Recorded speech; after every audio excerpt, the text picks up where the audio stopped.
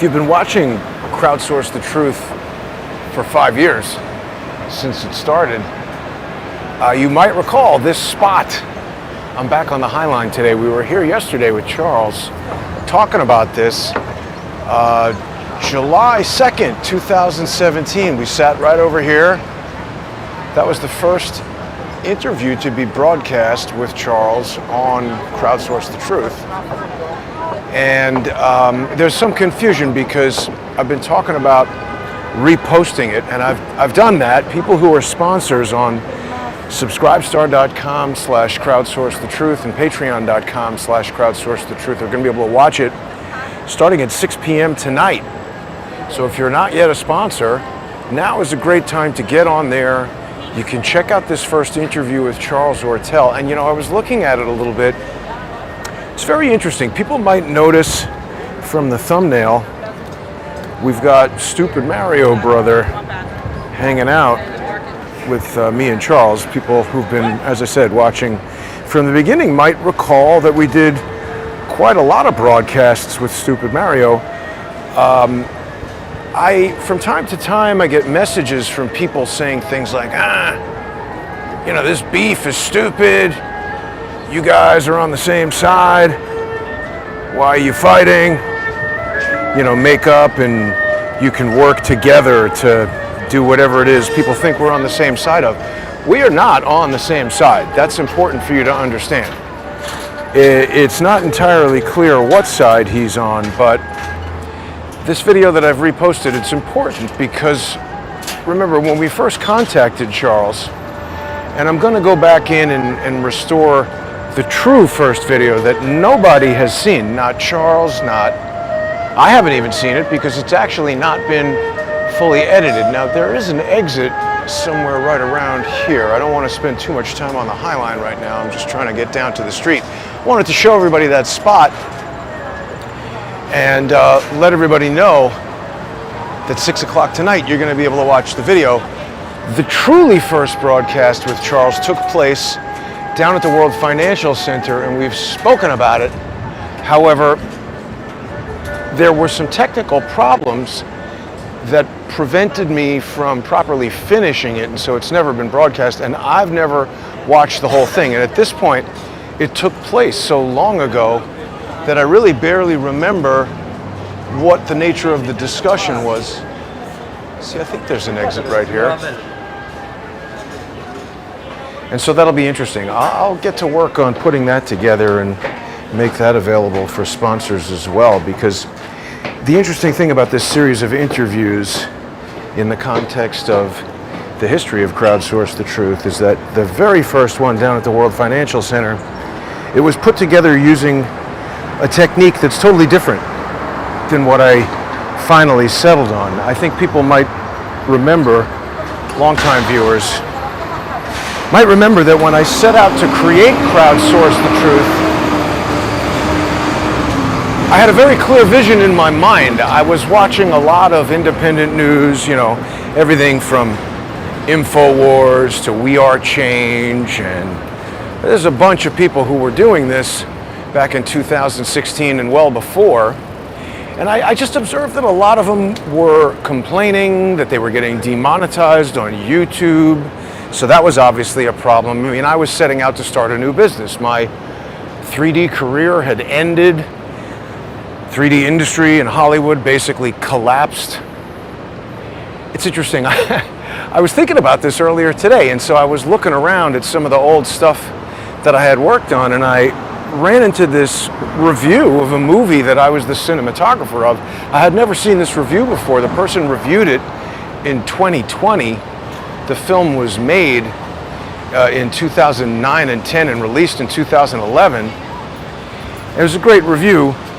The YouTube channel is called the 3D Blu-ray Bunker, and the review was of Julia X. Fantastic review.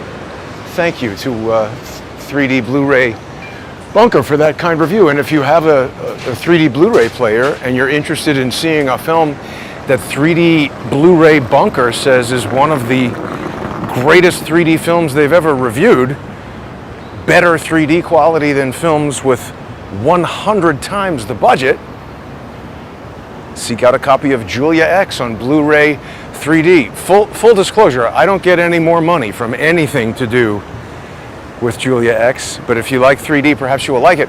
The point is, when I was watching this independent news on YouTube, it occurred to me that it had a couple of problems from a business standpoint, and problem number one was that everybody doing it was complaining that they were being demonetized and not making any money. And I did not have a solution to that when I started out, but people who watch even now know that my solution is to encourage people to become sponsors on subscribestar.com/crowdsourcethetruth or patreon.com/crowdsourcethetruth, because then we don't have all this middleman of giant corporations like Google taking 30% of your money, deciding who can and cannot advertise. Oh, look at that. Speak of the devil, and the giant corporate scumbag appears. I didn't calculate that, but I should have known. There is Google, New York Google. It's funny, they have an American flag at the top of the building, but they should probably put a communist flag up there. The point is, it was clear to me that, relying on corporations to finance this thing, it's illegal to ride a bicycle on the sidewalk, right? Take it off the sidewalk, dude. Stupid idiot. Point is, banging your head against a wall that everybody else is getting their brains bashed out on, that makes no sense.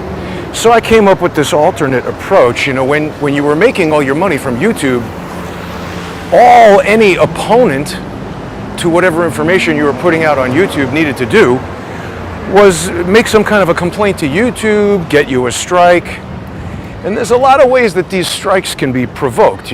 People who really don't like you can hatch plans where they send people to you to be guests, and after a show or 2 or 3 or 2 months or 6 months or whatever it is, when you think this person that you're working with is your friend, your colleague, your associate who you're creating programs with, that person could just blurt out any old thing.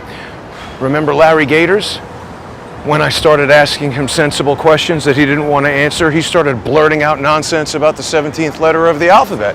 And he was doing it at a time that was grounds for getting you kicked off of YouTube. That's the crazy thing, is that YouTube can create whatever kind of nonsensical rules they want and kick you out based on stupid rules. Oh, we're on Twitter Row right here, so we might as well walk by.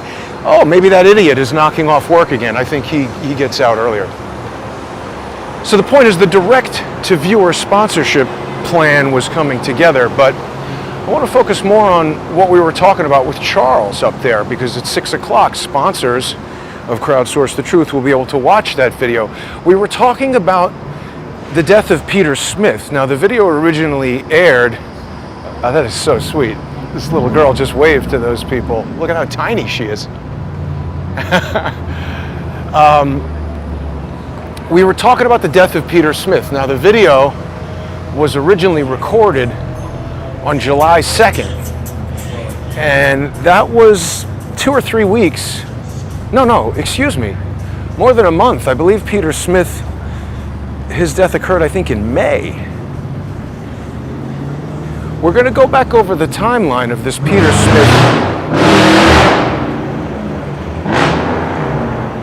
We'll go back over the timeline of this Peter Smith death, because I think it remains really much more important than people have given it credit for to this day.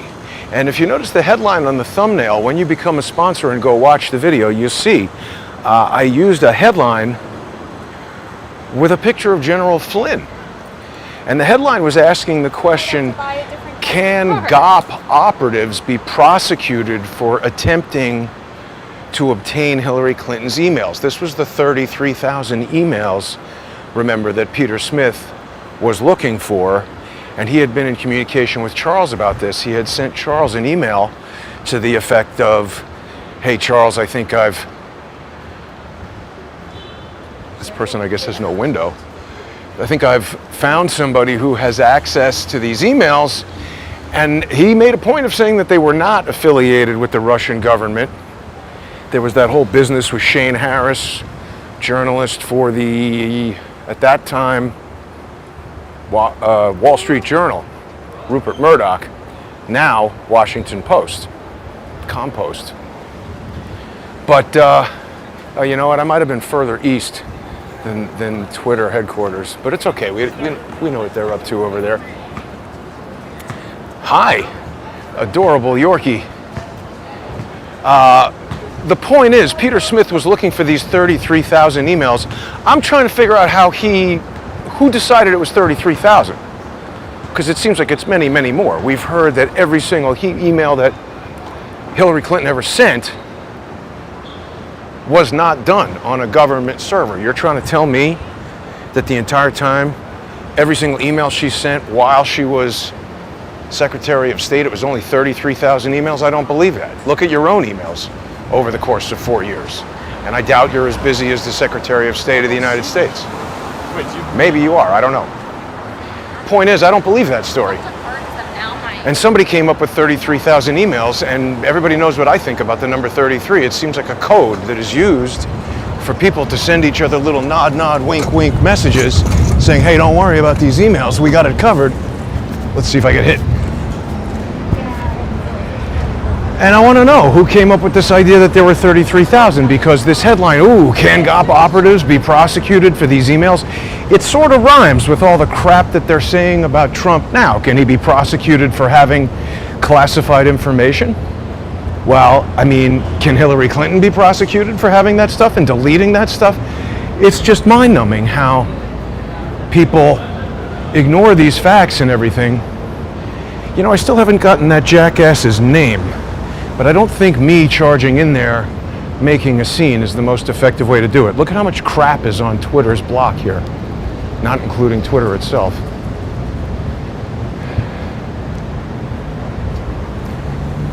Unbelievable.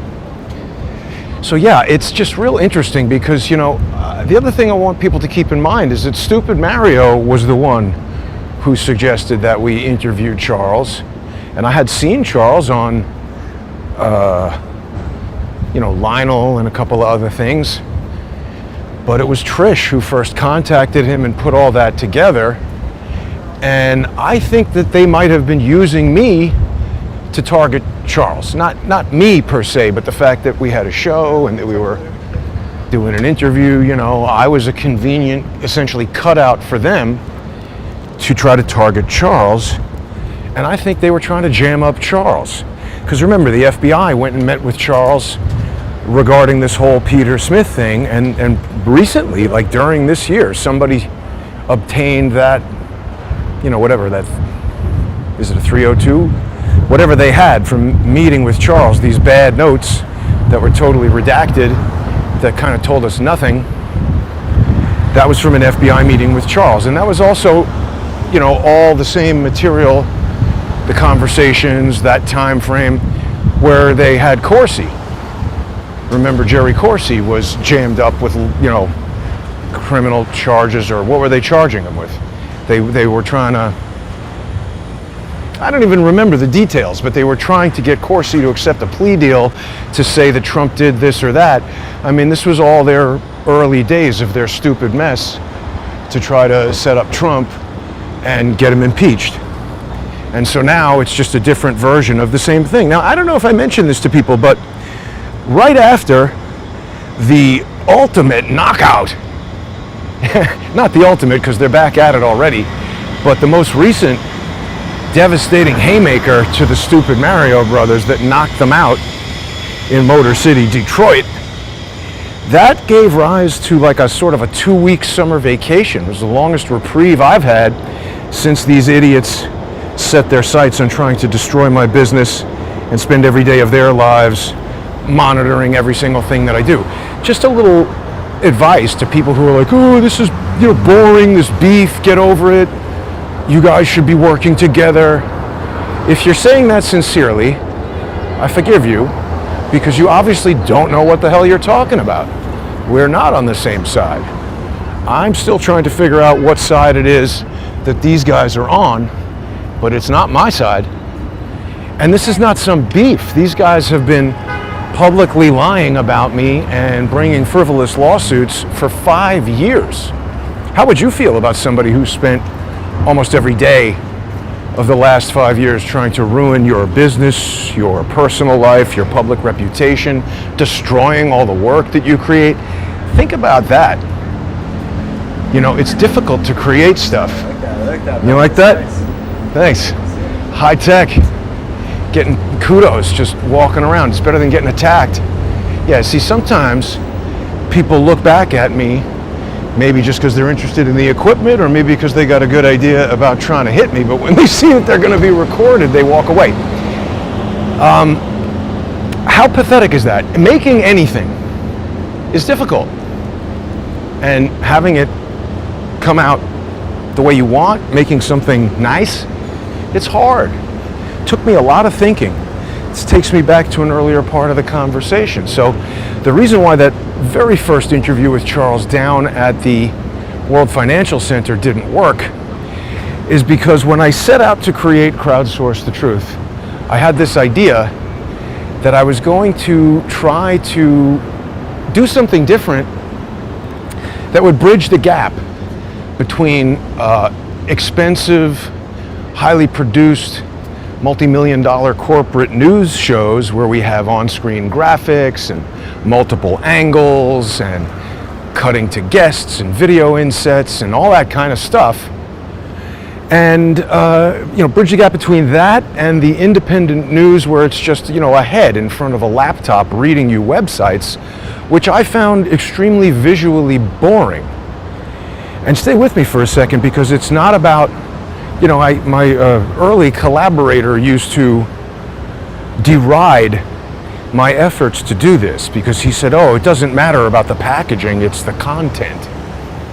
And I said, well, I don't disagree with that, but we can't have substandard packaging or substandard content, because the analogy that I offered was you could have a Big Mac set out on a beautiful kitchen table like that on some lovely flatware with a glass of wine next to it, and it might look great. That's excellent packaging, but the content of it is going to be processed beef, fake cheese, all kinds of disgusting stuff. And likewise, if you had a grass-fed, prime choice, whatever, top-of-the-line filet mignon wrapped in a brown bag and stuffed at the bottom of this pile of garbage, is that focusing on the content or the packaging?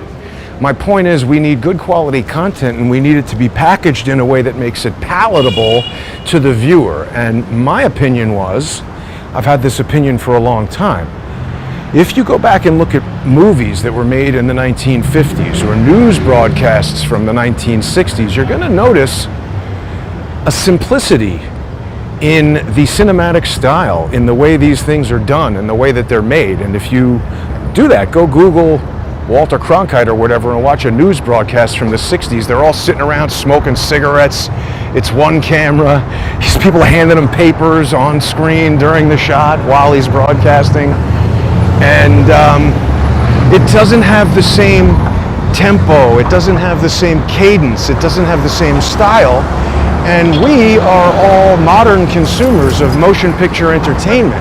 And if something is so static for so long, no matter how interesting what the person is talking about might be, I have a feeling, I had the impression, that it became visually boring to the point of distraction.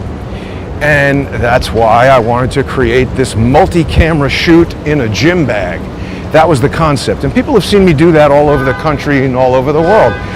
Interviewed Judith Very Baker with Ole Damegard in Sweden. That was a multi-camera shoot. Charles and I have been to Norway. We've been to, where else did we go? And we've been all over the world. We've done this in England. We've done this New Zealand, all over. And again, the idea was that was something different, because if you wanted to, let's say in 2009, when we made Julia X, if you wanted to go to New Zealand and do a live stream broadcast interviewing whoever with 3 camera angles and web pages on a video inset, that would be a whole crew, lots of people, dozens of thousands of dollars.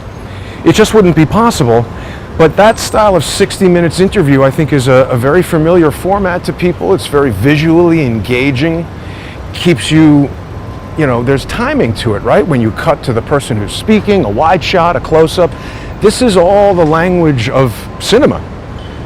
And we all speak it and understand it. Maybe you don't speak it, but you definitely understand it when you see it. And when you see a jarring cut, you might not even realize what it is that's just happened, but you get it. So the point is, that first video that we did with Charles, all these restaurants are changing a lot. I was using a technique that is not the technique that ultimately worked, and it proved so problematic at the time that it was just, I couldn't even edit it. People might remember that first interview I did with Dr. Corsi. The speed of computers 5 years ago and the nature of video recorded on cell phones, it was just super difficult to edit. It took forever, more than regular editing. And you also probably notice a lot of people who make YouTube videos one a week or whatever, they're stunned that I'm able to produce sometimes 3 videos a day because they're not using this type of live switched format that I'm using. Some people are, but it was clear to me that that was going to be the path towards something new and something different. And we missed it with that first interview with Charles. And the interview that's going to be posted in just 10 minutes for sponsors on subscribestar.com/crowdsourcethetruth and patreon.com/crowdsourcethetruth. That video is the first video to use the multi-camera live switched system that I've been using since then. And I'll be honest with you, I wasn't an expert at using it at the time. So there was kind of a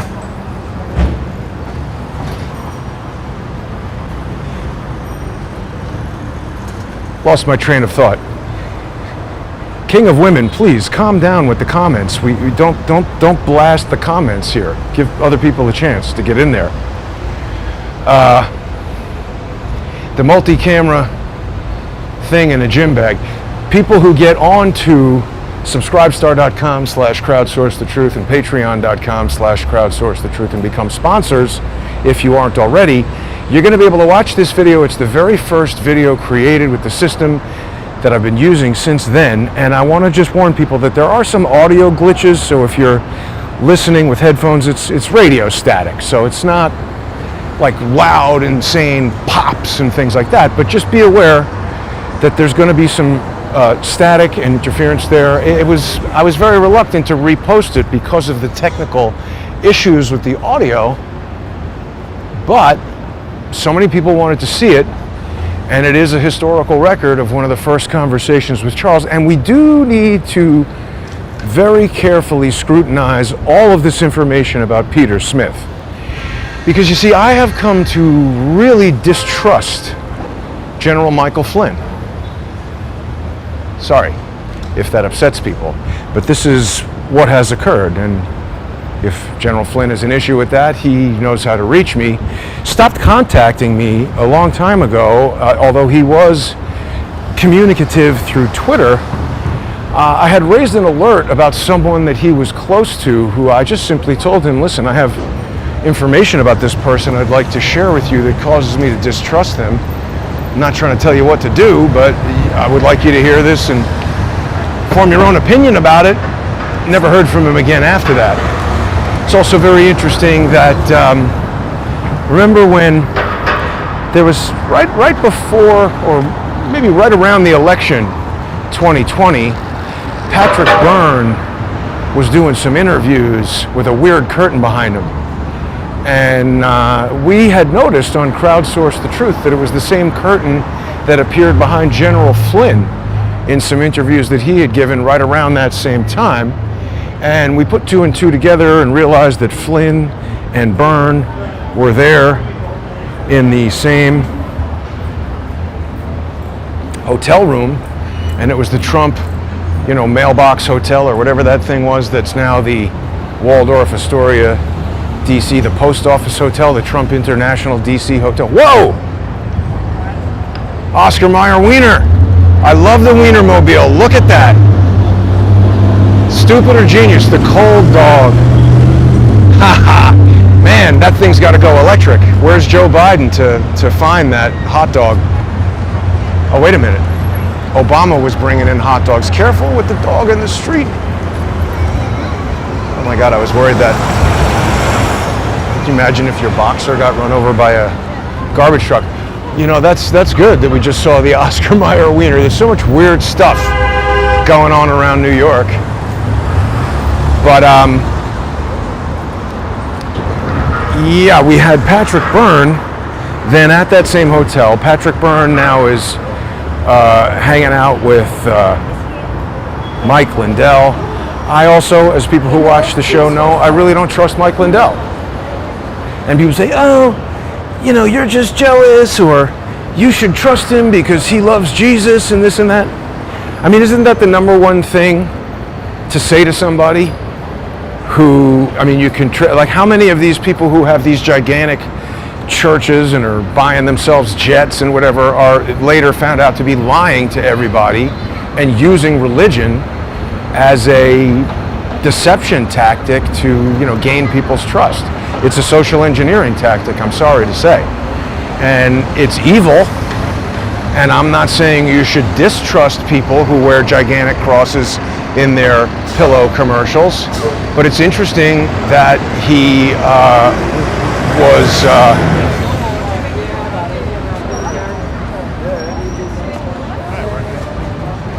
there was that whole incident where he broke a woman's leg, assaulted his ex-girlfriend or ex-wife or whatever it was. Ben, what's happening, man? How you doing? I'm live on air. Good to see you, dude. That's a guy I know. I don't really want to get him into too much trouble by having him appear on camera and then get stalked and pursued by maniacs and weirdos. Now, wait a minute. Did this guy, what the hell did this guy just do? Just almost ran this lady over with the bike. Who's he riding for? Ma'am, did that guy just hit you with the bike? Did he hit you with the bike? He hit the dog? Yeah. Where did he ride out of? The Nike store. The Nike store? So that guy just hit that woman's dog with the bike. You could kill a dog with a bike easily.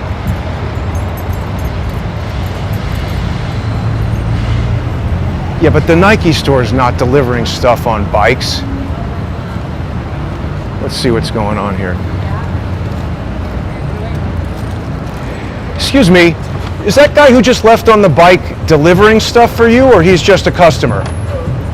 There was a guy who just left on an electric bike, hit a woman's dog. Does he work here, or he was just shopping here? Do you have anybody working here who's delivering stuff on bikes? All right, thanks very much. Stupid idiots. But this is what I'm talking about. This is what I'm talking about. Hey, take that in the street, man. No electric vehicles on the sidewalk. A guy just almost killed a woman's dog with a bike. Have some respect. Thank you. Thank you. Please, make a practice of not riding it on the sidewalk. It's dangerous. There we go. Successfully communicated with an electric vehicle operator. Anyway, Peter Smith. How did he die? We've presented evidence that indicates that it was not the suicide that they say it was. You know, if people haven't seen these videos and don't know what I'm talking about with Peter Smith, the second interview with Charles Ortel about this took place just 2 weeks after the first. It was like July 15th, 2017, and if you subscribe for free to the Sunday with Charles YouTube channel and scroll all the way down to the first video on there, that's the first one that I restored when I created the Sunday with Charles YouTube channel. So you can see that one. But I want to know who came up with this notion of 33,000 emails, because I don't believe it. And I think that Shane Harris knows more about what happened to Peter Smith than exactly what was written in the Wall Street Journal or the Washington Post. I think Chris Boozy knows something about it too. And he seems to think that he can have some two-bit, uneducated New Jersey lawyer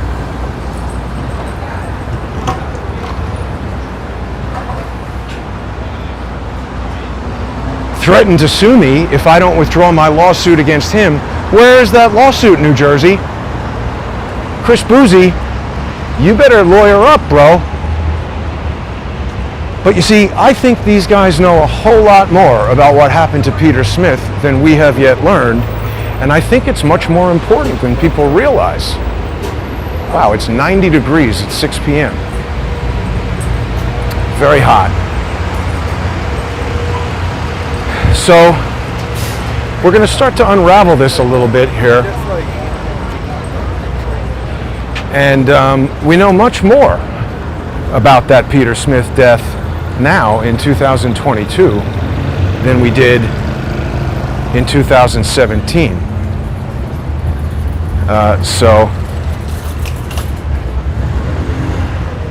hopefully we'll be learning even more about it.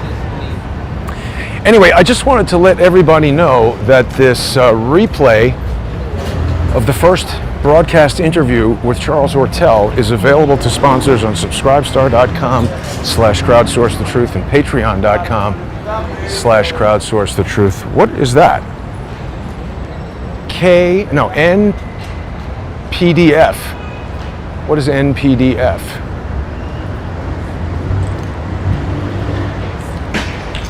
Is that the cops? It's weird. NPDF.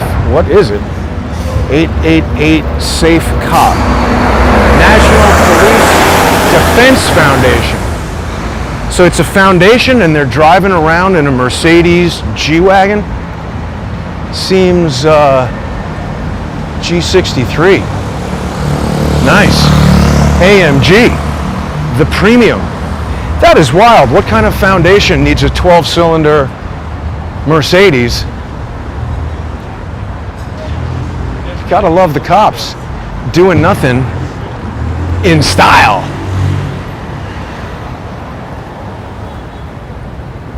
These guys have aggressively endeavored to destroy everything I do.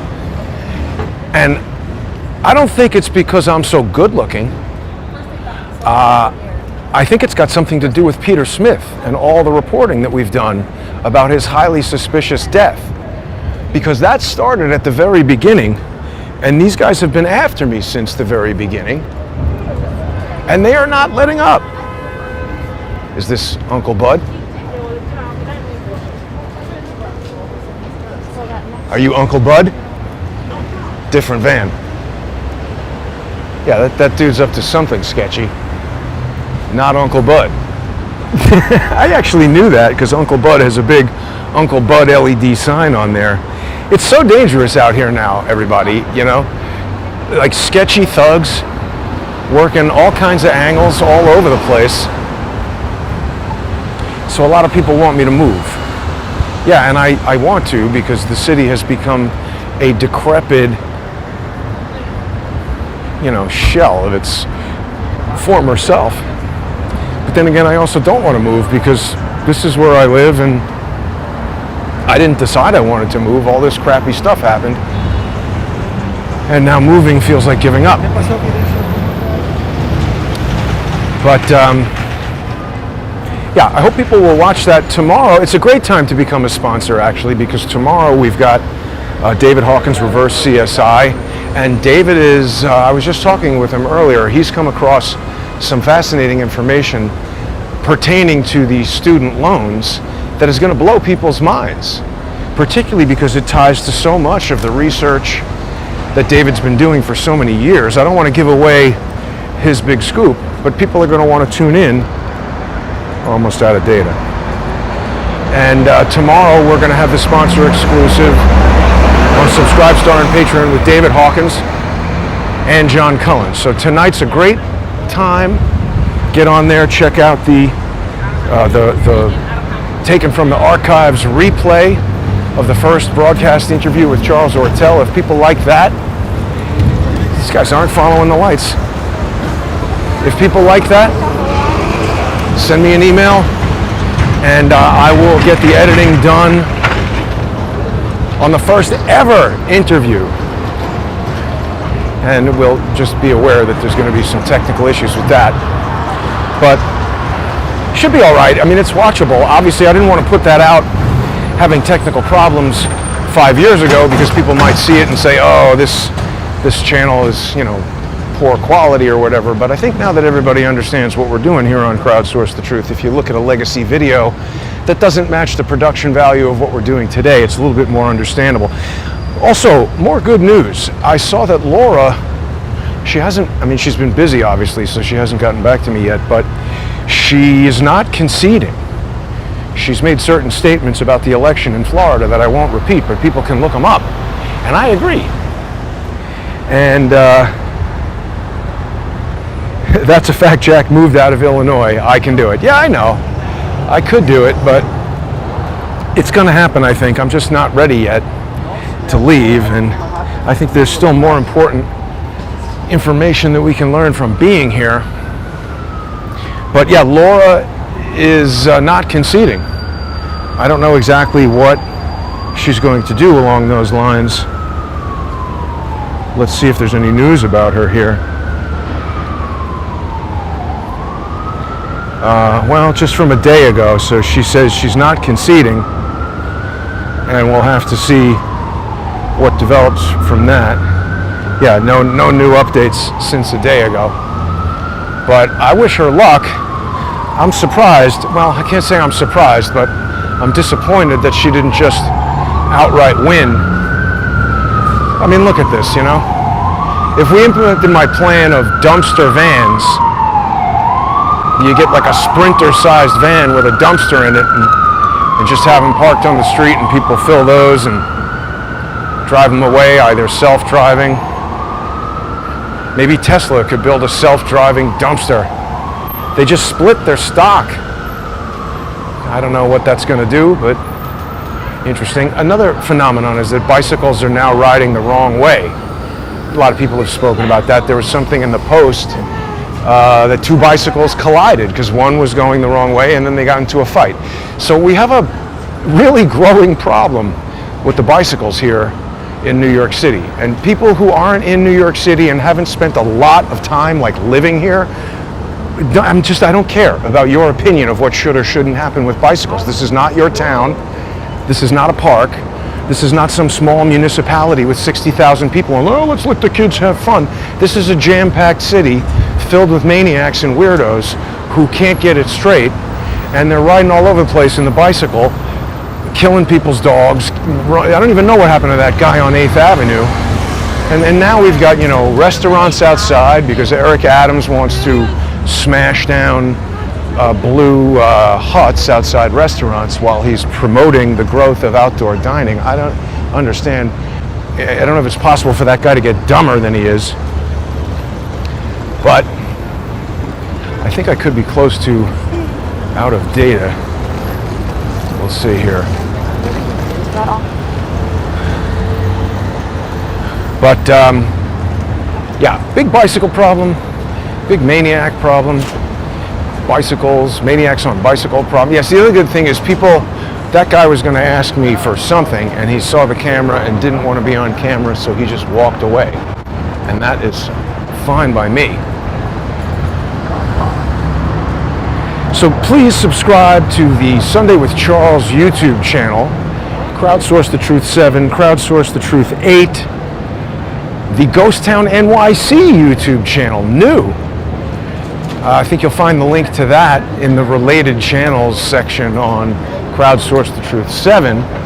See, even this kind old lady is driving the wrong way on the bicycle in the bike lane. Maybe she's not kind, I don't know, but I don't really feel like having a conversation with her. This guy's driving the wrong way in the bike lane. So, you know, you look to see that you're not going to get killed, and you're going to get killed. Yes, there are bike lanes in NYC, Bubble Magic, but these people are abusing them because everybody seems to think they can do whatever the hell they want. It's a big problem in this city and this country that people say, oh, nobody's above the law except for me and my friends. We're going to let them all off and go prosecute you with the same laws. Here's somebody's package in the street. Oh, no, it's empty. Sometimes, you know, they're sorting packages. They might leave your Amazon delivery in the gutter. Anyway, that's all for now.